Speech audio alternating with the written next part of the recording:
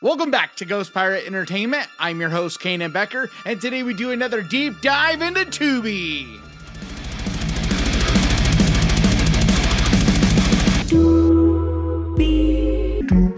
And with that, let's get to the list.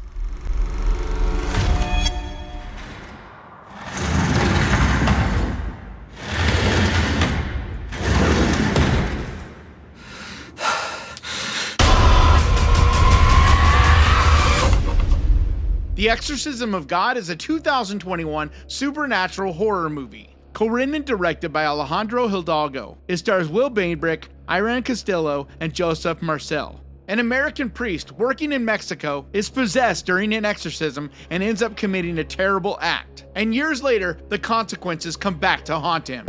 A long time ago, I committed a sin. I was weak. This was a new one for me that I found this week while putting together this list.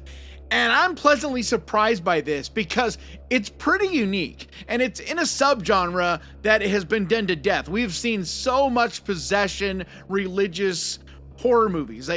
Just too many of them, to be honest. And a lot of them, the majority of them, are just not that great. And now, this isn't a game changer. This is a small movie. It isn't a perfect movie. But man, did I have a good time with it. Because this movie goes nuts. It definitely surprised me and took some different directions that I just did not expect. And in the final act especially, this movie just goes off the rails. But I think it's a great time and one you should definitely add to your list.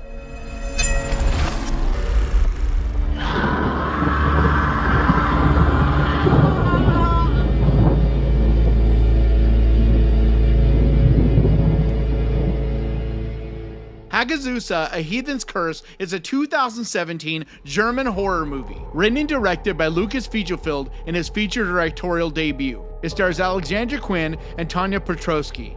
In a remote mountain village in the 15th century Alps, the story follows a goat herder shunned by her fellow townspeople and finds herself in an uneasy friendship with a local villager.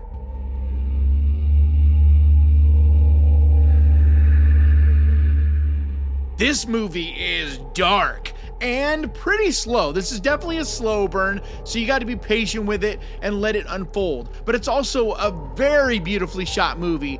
Just the cinematography, the way it looks in general, it's just gorgeous. Everything from the scenery and B-roll to just the way the camera captures it all, it's really well put together. But it gets disturbing and uncomfortable pretty quickly on and just continues to slowly build in that direction. This movie is full of dread and discomfort. You just feel uncomfortable the entire movie. Everything just doesn't feel right. It feels dirty in this weird, gritty way. And it's sexually uncomfortable as well. I can't get into it without spoiling it, but there's a lot of stuff in this movie that'll just make you squirm in your seat, things you just might not be comfortable with watching. So that's a warning from me to you. This is just not gonna be for everyone. But if that sounds like something you'd be interested in checking out, then by all means, give it a look.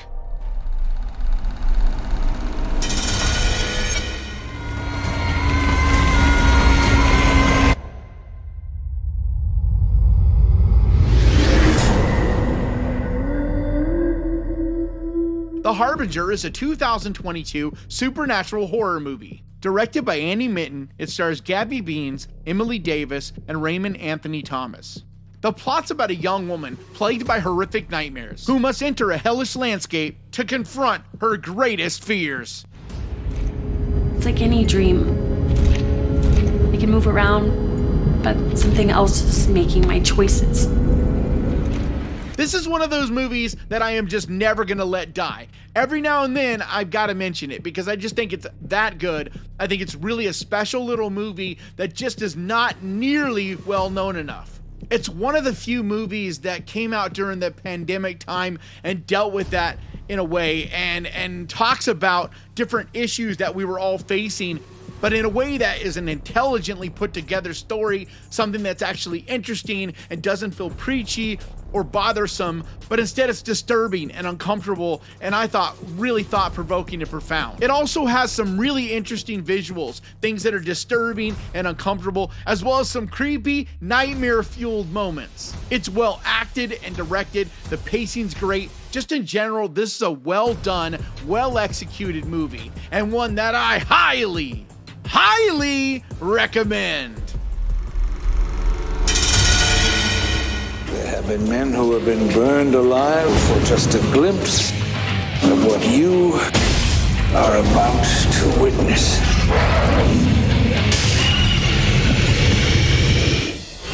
The Ninth Gate is a 1999 neo-noir thriller, written and directed by Roman Polanski. It stars Johnny Depp, Emmanuel Seigné, and Frank Langella. A dealer of rare books is tasked with authenticating a 17th century book that purportedly contains a magical secret for summoning the devil. All my own rare editions have the same protagonist, the devil. Only the supreme masterpiece was missing. The Nine Gates is a kingdom of shadows. A book reputed to have been written by Satan himself. This has been one of my favorite movies for a very long time. And I do understand the whole Roman Polanski element, and that definitely turns off a lot of people. He is a piece of shit. There's a lot of unfortunately shitty people in Hollywood. And so because of that, I choose to embrace the art, not the artist, because I mean, if you look into it, there's so many just horribly bad people in one way or another that are connected to most movies or art for that matter that you'll find. But I really enjoy Johnny Depp in this, the whole story, the mystery element. I love that detective kind of whodunit, neo-noir factor in it. Just the way it looks, it has this old Hollywood kind of flavor to it as well. But it's just a fun mystery that gets creepy and atmospheric and moody. It's a lot of fun and one that I just think never gets old.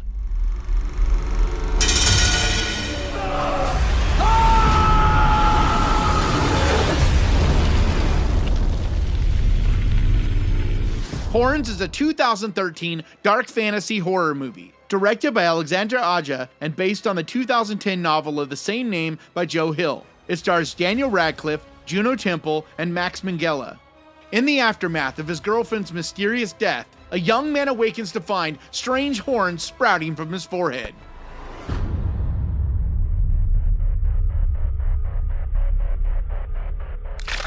This is another one that really flies under the radar. It is so much better than I think most people expect it to be, because just based on the trailer, it looks silly, it looks goofy. It doesn't look at all as serious as it actually takes things. Because this movie is fun. There's a lot of dark comedy to it, but it also gets pretty gritty, pretty uncomfortable, deals with some heavy kind of issues. Visually as well, it's really interesting. There's some great special effects, especially the practical work that's done here.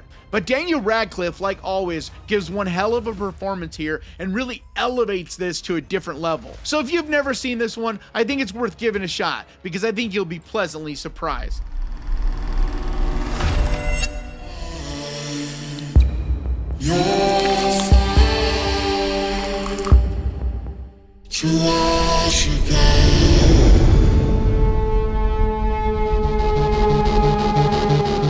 Replace is a 2017 psychological sci-fi thriller. Directed by Norbert Kiel, it stars Rebecca Forsyth, Lucy Aaron, and Barbara Crampton. It's about a young woman who has a disease that makes her skin crack and crumble, but soon she discovers she can replace her skin with someone else's. So she seeks out victims to preserve her beauty and stay flawless. The outer layer of your skin is aging and dying at an extreme rate. Now I can crumble it off like dried leaves. I think this is a really interesting, creative, small indie movie. It's one that you just never hear anyone mention, and I get it, because this is a small movie, it's not anything that's groundbreaking per se. But if you're someone like me that enjoys sci-fi and body horror and just the uncomfortable things that you would see in like a David Cronenberg movie, then I think you'd enjoy this one. Now, I'm not saying this is anywhere near on the level of a David Cronenberg, but it is still well put together, well acted. The whole story, it is a slow burn, but the way way it slowly builds and takes you down this road of this woman just slowly sinking into this psychopathic world that she finds herself, I think is really interesting. It's well shot, and I love the art design, the lighting, just the overall look of this movie. It has this high fashion beauty industry kind of look about it, yet it's juxtaposed with these uncomfortable, violent acts. I think this is a solid little gem that's definitely worth checking out. We need to leave before they get here. What would convince you that I'm not crazy?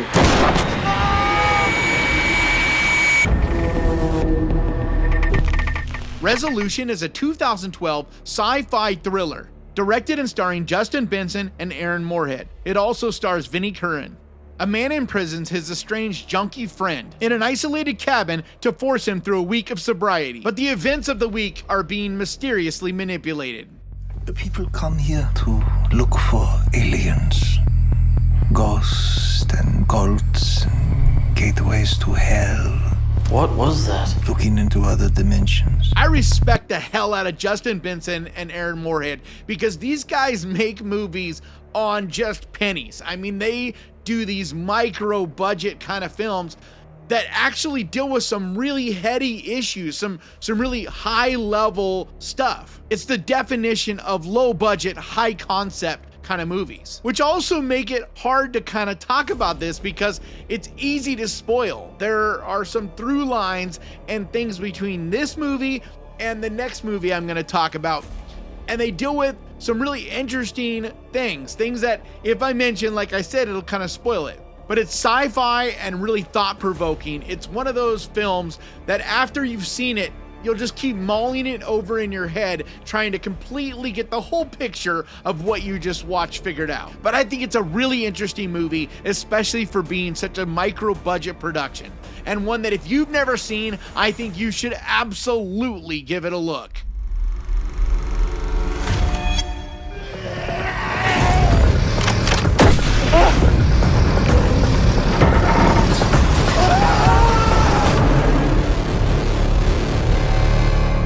The Endless is a 2017 sci-fi horror movie, directed, produced, and starring Justin Benson and Aaron Moorhead. The story is about two adult brothers who as kids escape a UFO death cult and now seek answers after an old videotape surfaces and brings them back to where they began. They call the rising sun. Everything he did, why come back now? So like I said, there is a through line between this and the last movie I talked about. They're both done by Justin Benson and Aaron Moorhead, and yet they feel different. They are both still very small budget movies, but you can see in this one that they really have come a long way with their filmmaking, with the ideas and concepts they're working with. But once again, I gotta be careful on how I talk about this because it could be spoiled. The whole connection between both these movies, I don't want to spoil that, and just the bigger picture here that these movies have. But they're both very mysterious, very sci-fi, highbrow kind of level movies where you really got to think about things. It's more dialogue than anything. There are plenty of things that happen, lots of mysterious, uncomfortable things, but mostly it's about the ideas that are presented, these high concept, thought-provoking ideas that are presented. But I think both these movies are a lot of fun, and definitely one that I think is a perfect double feature.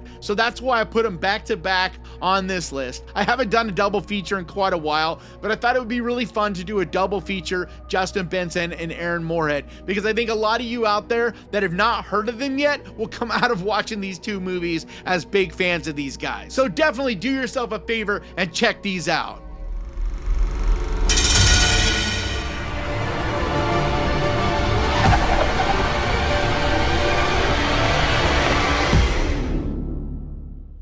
Maniac is a 2012 psychological horror movie. Directed by Frank Kaufman, it's a remake of the 1980 film of the same name. It stars Elijah Wood and Nora Arnzetter.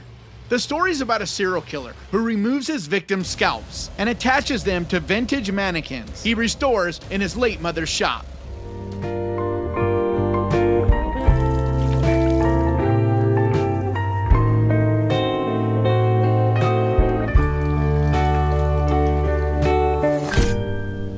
This might might sound crazy to you, but I honestly think this is one of the best remakes that's really ever been done, because it does do the same thing as the original, but it does it in a different way. It's not that grimy New York City 1980s streets vibe, because that'd just be impossible to do. It wouldn't feel authentic, because that really was a time in history and a place that is very unique in of itself. But this finds a way to still be uncomfortable and creepy and very haunting and disturbing. I mean, Elijah Wood, when he wants to be, can just be so unnerving.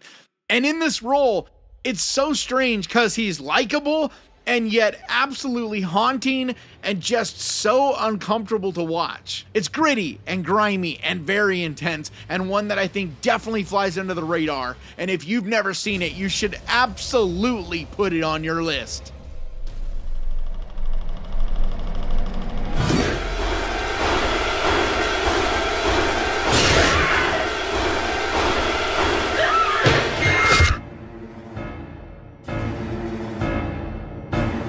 The House of the Devil is a 2009 horror movie. Written, directed, and edited by Ty West. It stars Jacqueline Donahue, Tom Noonan, and Mary Warrenhove.